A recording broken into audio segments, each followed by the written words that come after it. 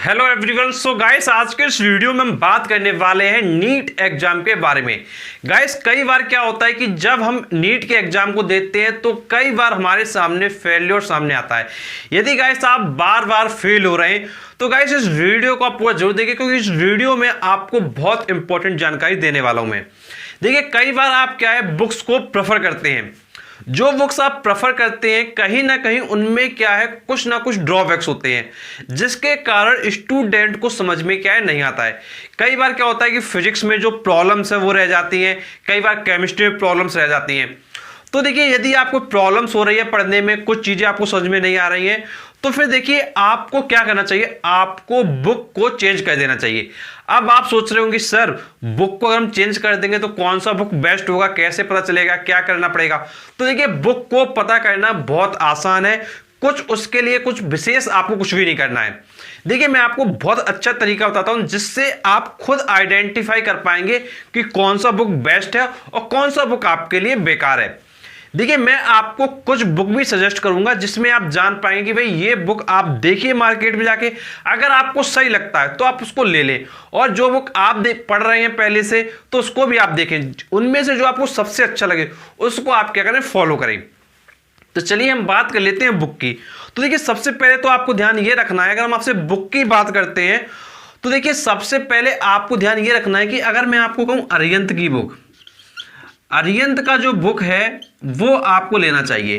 But Arihant का जो book है उसमें भी चीजें समझ लीजिए। उसमें देखिए क्या होता है, जैसे मान लीजिए अरिहंत की बुक में एक सबसे इंपॉर्टेंट बात जो आपको समझना बहुत ज्यादा इंपॉर्टेंट है। देखिए, अरिहंत का कोई भी बुक आपको नहीं लेना है, अरिहंत का जो बुक आपको लेना है वो लेना है आपको यूनिट वाइज। देखिए, जैसे आपको पता होगा कि भाई इलेक्ट्रिसिटी है, तो देखिए अरिहंत का क्या है, इलेक्ट्रिसिटी का बुक अलग आता है। इसी तरीके से अरिहंत ने क्या है यूनिट वाइज अपनी बुक्स को क्या निकाला है, और उसमें क्या है एमसीक्यू प्रॉब्लम भी दी हुई है लेवल के अकॉर्डिंग। जैसे लेवल 1 दिया गया है, फिर लेवल 2 दिया गया है, और उसके अकॉर्डिंग आप क्या है एक यूनिट को पढ़ने के बाद उसके एमसीक्यू क्वेश्चंस की भी क्या कर सकते हैं, प्रैक्टिस कर सकते हैं। अब देखिए, अब आप सोच रहे हो कि सर ये बुक अगर हम ले लें तो क्या हमारा हो जाएगा। तो देखिए, हो जाएगा, ये डिपेंड करता है आपकी मेहनत पे, बट बुक भी बहुत ज्यादा इंपॉर्टेंट है जो आपको सक्सेस दिलाती है। देखिए, आपको क्या करना है कि जैसे ये जो बुक मैंने आपको बताई, इसको आप मार्केट में जाएं। अब मार्केट में जाएं, इस बुक को देखें, और इसके अलावा जो बुक आपको अच्छी लगती है उस बुक को भी देखें। तो देखिए, यदि आपको मार्केट में बुक देखना तो आप क्या करें, एक कोई बड़ी लाइब्रेरी में जाएं। देखिए, लाइब्रेरी में जब आप जाएंगे तो आपको वहां कोई मना नहीं करेगा। वहां पर क्या है, आप 1 घंटा बैठ के देखो, आप 2 घंटा बैठ के देखो, कोई आपको मना नहीं करेगा। जैसे आपको पता होगा कि भाई शहरों में क्या पुस्तक भवन खुल गए हैं जो आपकी लाइब्रेरी का काम करती है, तो भाई उन पुस्तक भवन में आप जा सकते हो, आराम से बुक को पढ़ो। देखिए, जैसे अरिहंत का मैंने आपको बताया, तो भाई अरिहंत का बुक देख लो, जो बुक आपको किसी ने रेकमेंड करी है उन बुक को देख लो, जो बुक आपके फ्रेंड ने बताई उन बुक को देख लो। अब इन सभी बुक को देखने के बाद वहां पे भाई 2-3 घंटा दो, जो बुक आपको अच्छे से समझ में आए उस बुक को आप क्या है घर ले आओ, क्योंकि वही आपकी फाइनल बुक है जो आपको समझ में क्या है आई हुई है, और उसको इतना अच्छे से पढ़िए कि आपका जो सिलेक्शन है वो आराम से हो जाए। अब देखिए, सिलेक्शन की अगर हम आपसे बात कर रहे हैं तो भाई देखिए सिलेक्शन के लिए कुछ इंपॉर्टेंट पॉइंट जो बहुत ज्यादा जरूरी है। देखिए, बुक तो अपनी जगह है कि भाई बुक हमको अच्छा लेना है और अच्छे तरीके से पढ़ना है, बट उसके साथ में 2 पॉइंट्स मैं आपको बता रहा हूं। इन 2 पॉइंट्स को समझना बहुत ज्यादा इंपॉर्टेंट है, क्योंकि ये 2 पॉइंट अगर आप समझ जाएंगे तो काफी हद तक जो आपकी प्रॉब्लम्स हैं वो क्या है एंड हो जाएंगी। देखिए, अगर हम आपसे बात करें फर्स्ट पॉइंट की, तो वो है देखिए मेरा कॉन्सेप्ट क्लियर नहीं है। तो देखिए, जब बच्चा तैयारी करता है नीट की, तो देखिए कई बार क्या होता है उसके दिमाग में एक फोबिया बैठा रहता है, एक दिमाग में कह सकते हैं डर बैठा रहता है कि भाई मेरा 12th का कॉन्सेप्ट क्लियर नहीं है। ये मतलब दिमाग में चलता रहता है कि भाई कॉन्सेप्ट क्लियर नहीं है, और ये जो फोबिया होता है वो बैठाता कौन है, वो कहीं ना कहीं टीचर्स ही बैठाते हैं। देखिए कैसे बैठाते हैं मैं आपको समझाता हूं।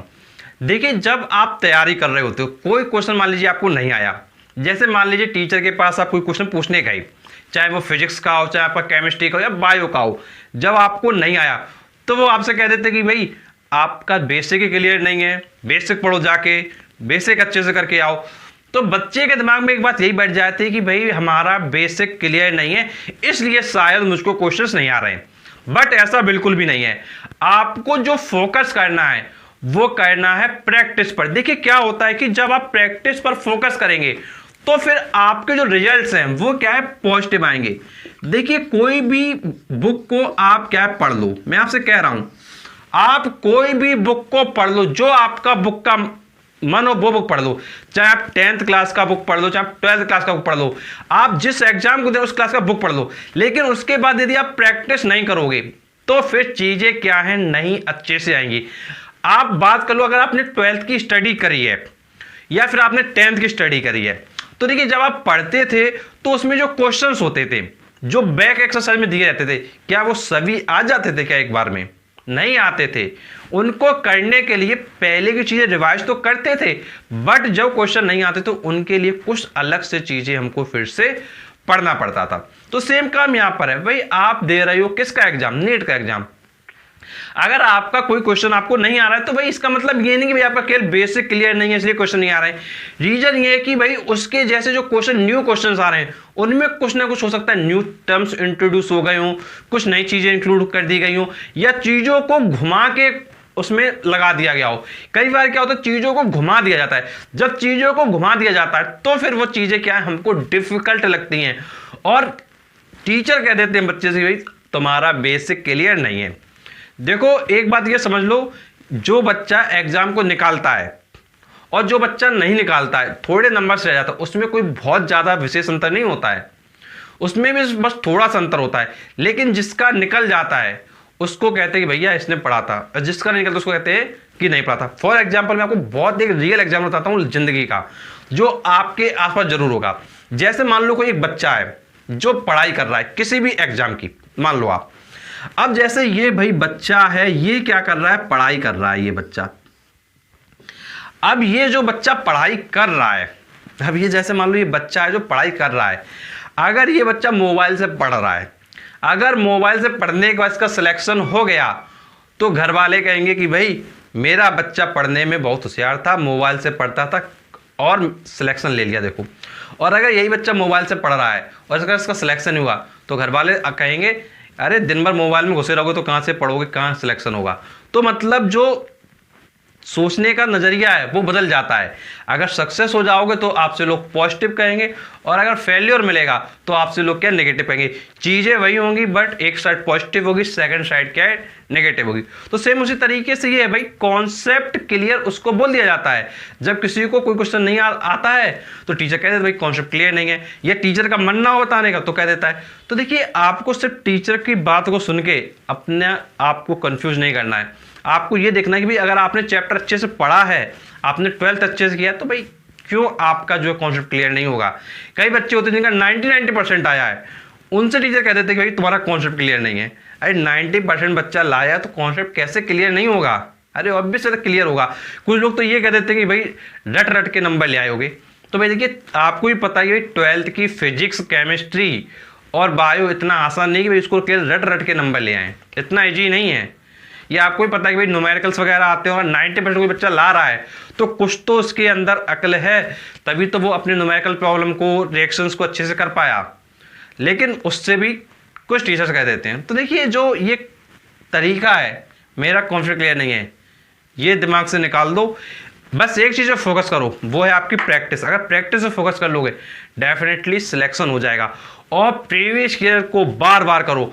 और बच्चों एक बात ध्यान रखना है कि बहुत सारी बुक का भंडार मत लगाओ।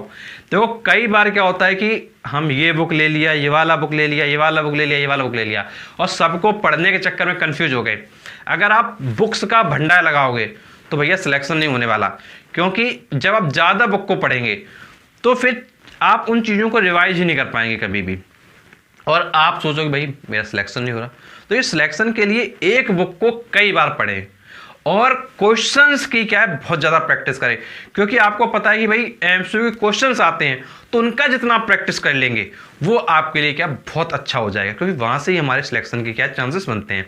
और जैसा आपको पता है कि भाई नीट का एग्जाम है, अब आपका जो सीबीएसई क्लास 12 का पैटर्न की अगर हम आपसे बात कर लें या आईएससी बोर्ड की बात कर लें, तो भाई उनमें क्लास 12 का पैटर्न क्या कर दिया है, उसमें भी एमसीक्यू बेस्ड कर दिया है, क्वेश्चन एमसीक्यू आ रहे हैं। तो क्यों किया जा रहा है, जिससे कि जो बच्चे नीट की तैयारी, आईआईटी की तैयारी कर रहे हैं या फिर एक अच्छा नॉलेज प्रोवाइड करने के लिए किया गया है। देखिए जब हम बात करते हैं एमसीक्यू क्वेश्चन की, तो वो क्वेश्चन कोई कब कर पाएगा, जब उस व्यक्ति को एक्यूरेट आंसर आता होगा, तो उसका जो इंटेलिजेंस है वो पता चल जाएगा। तो देखिए ये तो बात होगी हमारे फर्स्ट पॉइंट की, मेरा कॉन्सेप्ट क्लियर नहीं है। अब बात करते हैं सेकंड पॉइंट की, वो है फिजिक्स इज डिफिकल्ट। देखिए ज्यादातर लोग दिमाग में बिठा देते हैं फिजिक्स डिफिकल्ट है। अब मैं बताता हूं भाई डिफिकल्ट किसके लिए है और किसके लिए नहीं है। लेकिन जब दिमाग में बिठा देते हैं भाई डिफिकल्ट है, डिफिकल्ट है, डिफिकल्ट है, तो फिर बच्चा क्या डिफिकल्ट सोच के सिलेक्शन को नहीं पा पाता है। देखिए जो हमारा दिमाग है, जैसा हम सोचते हैं वैसे ही महसूस करता है। देखिए यदि हम बात करें आपके एग्जाम की, जैसे आपने क्या किया, आपने सोचा कि भाई मेरा पढ़ाई में मन नहीं लग रहा है, तो आप नहीं पढ़ोगे। आप कहो भाई मैं केवल 10 मिनट के लिए पढ़ता हूं, अगर मुझे समझ में आएगा तो मैं आगे पढ़ूंगा, नहीं तो छोड़ दूंगा। लेकिन अगर आप 10 मिनट को लेके पढ़ेंगे तो देखिए ऑब्वियस सी बात है कि कोई बच्चा अगर 10 मिनट पढ़ने बैठेगा तो ऑब्वियस सी बात है कि जब वो पढ़ेगा तो चीजें समझ में आएंगी। हो सकता है थोड़ा कम समझ में आए, तो वो 10 मिनट से टाइम क्या है आधे घंटे में एक्सटेंड हो जाएगा। लेकिन आप पढ़ने ही नहीं बैठोगे तो फिर भाई टाइम कैसे एक्सटेंड होगा। तो देखिए काफी लोग दिमाग में बिठा देते हैं भाई फिजिक्स डिफिकल्ट है। देखिए फिजिक्स डिफिकल्ट किसके लिए है और किसके लिए नहीं है, ये भी आप समझ लीजिए। देखिए अगर हम आपसे बात करें फिजिक्स की, तो देखिए फिजिक्स में सबसे बड़ी बात यह है कि जो बच्चे बायो लेते हैं, जो बच्चे बायो लेते हैं, तो भाई उन्होंने क्या है, जो मैथ्स होता है 12th क्लास का, ये उन्होंने क्या है नहीं पढ़ा होता है। जब उन्होंने 12th क्लास का मैथ नहीं पढ़ा होता है तो उनको देखिए क्या दिक्कत आती है, उनको प्रॉब्लम आती है डिफरेंशिएशन में और इंटीग्रेशन में। ये दो सबसे बड़े पॉइंट है, एक है आपका डिफरेंशिएशन और दूसरा है आपका इंटीग्रेशन।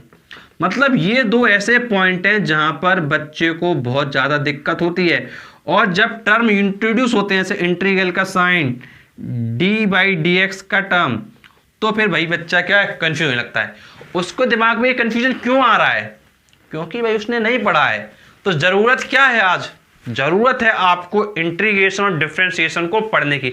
देखिए यदि आप इंटीग्रेशन और डिफरेंशिएशन पे फोकस नहीं करेंगे तो फिर ऑब्वियस सी बात है भाई फिजिक्स में तो प्रॉब्लम आनी है। अब देखिए कई बार ऐसा भी होता है, डिफिकल्ट किन के लिए हो जाता है, देखिए कई बार ये होता है कि जैसे मान लीजिए किसी बच्चे का मैथ्स अच्छा नहीं है, और ज़्यादातर ये लड़कियों के साथ होता है कि भाई उनका अगर मैथ्स अच्छा नहीं है तो पेरेंट्स कह देते हैं अरे बायो से पढ़ो।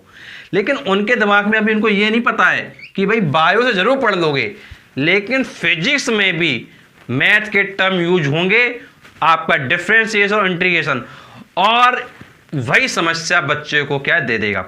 और लड़कियों को कहा जाता है कि भाई जो है फिजिक्स लड़कियों के दिमाग में घुसती नहीं है। देखिए फिजिक्स दिमाग में इसलिए नहीं घुसती है लड़कियों के, क्योंकि भाई उनकी जब मैथ्स वीक थी, वीक होने के बावजूद अब फिजिक्स में यूज हो रहा है इंटीग्रेशन डिफरेंशिएशन। जब ये यूज हो रहा है तो भाई ऑब्वियस सी बात है कि चीज़ें कहाँ से आएंगी। तो देखिए यदि आप तैयारी कर रहे हो तो जो मैथ्स के जो कुछ बेसिक कॉन्सेप्ट है, जैसे इंटीग्रेशन यूज हुआ है, तो इंटीग्रेशन को अगर हम थोड़ा पढ़ लेंगे तो क्या दिक्कत हो जाएगी। लेकिन बच्चा पढ़ता नहीं है, बच्चा कहता है अरे जो टीचर पढ़ा रहा है उतना पढ़ो, क्या करना। तो देखिए ध्यान ये रखना है आपको कि इंटीग्रेशन के जो टर्म्स हैं, जो डिफरेंशिएशन के टर्म्स हैं, उनका कैसे कैसे फिजिक्स में यूज हो सकता है, वो सब आप पढ़ें। अब आप सोचेंगे भाई कहाँ से पढ़ें, तो देखिए जब आप बुक पढ़ते होंगे तो देखिए स्टार्टिंग में आपका क्या है बेसिक मैथमेटिक्स दिया रहता है। आप ध्यान से सुन लीजिए, जब आपने 12th की बुक पढ़ा हो तो उसमें एक टर्म होता है बेसिक मैथमेटिक्स। तो अगर आप बेसिक मैथमेटिक्स को पढ़ेंगे तो ये जो फिजिक्स में आपको मैथ वाली प्रॉब्लम हो रही है, ये प्रॉब्लम आपकी क्या है हट जाएगी। और जब ये प्रॉब्लम हट जाएगी तो फिजिक्स क्या हो जाएगा, डिफिकल्ट नहीं इजी हो जाएगा। और आप खुद कहोगे फिजिक्स क्या हमको समझ में आ रहा है। और देखिए फिजिक्स में खास बात ये भी है कि जब आप न्यूमेरिकल्स करने के लिए जाते हैं तो न्यूमेरिकल मैथ की तरह नहीं होते हैं। देखिए न्यूमेरिकल के लिए जैसे मान लीजिए अगर हम मैग्नेटिक फील्ड की बात करें तो भाई आपको मैग्नेटिक फील्ड का डायरेक्शन निकालना आना चाहिए। इसी तरीके से आप अगर केमिकल रिएक्शन पढ़ रहे हैं तो केमिकल रिएक्शन के बारे में चीज़ें आनी चाहिए। यदि आप जो है फिजिक्स की अगर हम आपसे बात कर लें तो ये फिजिक्स में आपको पता है कि भाई कई बार हम डायरेक्शन निकालते हैं, कई बार वेक्टर स्केलर क्वांटिटी पता करते हैं। तो ये सब जो बेसिक चीज़ें हैं इनको आपको क्या है 12th की बुक से आप देख सकते हैं। इसके लिए ऐसा नहीं कि भाई आपको 12th फिर से पूरा पढ़ना पड़ेगा। तो देखिए अगर आपके परसेंटेज अच्छा आया है, देखिए अगर आपका 80% भी आया तो भाई काफ़ी बच्चे हैं जो 80% लाने के बावजूद नीट का एग्जाम क्या क्रैक कर जाते हैं। और बच्चों ध्यान रखिएगा लाइफ में कि भाई कॉन्फिडेंट जब तक नहीं रहोगे, जब तक नेगेटिव सोच के साथ जियोगे तो भाई एग्जाम वगैरह कुछ नहीं निकलने वाला है।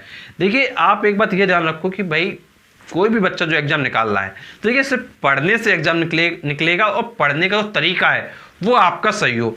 सही बुक्स को चुने, प्रैक्टिस करें क्वेश्चंस की, और दिमाग से ये निकाल दे कि भाई फिजिक्स डिफिकल्ट है। फिजिक्स डिफिकल्ट बिल्कुल भी नहीं है, बस डिफिकल्ट होने के लिए थी जिनके लिए मैंने आपको बताया कि भाई उन्होंने क्या है, मैथ्स उनकी वीक थी इसलिए उन्होंने बायो ले लिया, और भाई मैथ्स वीक थी बायो ले लिया, और मैथ्स का जो इंटीग्रेशन है क्लास 12th का वो आपका यूज होने वाला है फिजिक्स में, तो उनको तो भाई डिफिकल्ट लगना है। लेकिन इसका मतलब ये नहीं कि भाई सबके लिए डिफिकल्ट है। अगर सबके लिए डिफिकल्ट होता तो भाई नीट में 720 आउट ऑफ 720 कोई नहीं ला पाता, और ऐसा हो चुका है कि 720 आउट ऑफ 720 लाए हैं, और 2 स्टूडेंट लास्ट ईयर 720 में 720 मार्क्स लेके आए हैं, और ये बिल्कुल पॉसिबल करके दिखाया उन्होंने।